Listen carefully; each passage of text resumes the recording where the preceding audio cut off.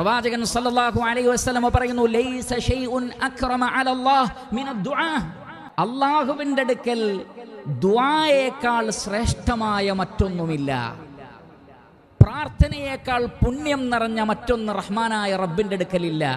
റഹ്മാനായ റബ്ബ് ഏറ്റവും ആദരവോടുകൂടി സ്വീകരിക്കുന്ന അമലും ദുആയെ പോലെ വേറെയില്ലെന്ന് റസൂലുള്ളാഹി സ്വല്ലല്ലാഹു അലൈഹി വസല്ലം. മാത്രമല്ല, ആ ദുആയുടെ പവർ എന്ന് പറയുന്നത്, ചില ആളുകൾ പറയും നിങ്ങൾ പ്രാർത്ഥിച്ചിരുന്നോളൂ, വേറൊന്നും ചെയ്യണ്ട. പ്രാർത്ഥനയേക്കാൾ വലിയ ആയുധമുണ്ടോ പ്രിയപ്പെട്ടവരെ? ലാ യറുദ്ദുൽ ഖദാഅ ഇല്ല ദുആ, ലാ യറുദ്ദുൽ ഖദാഅ ഇല്ല ദുആ.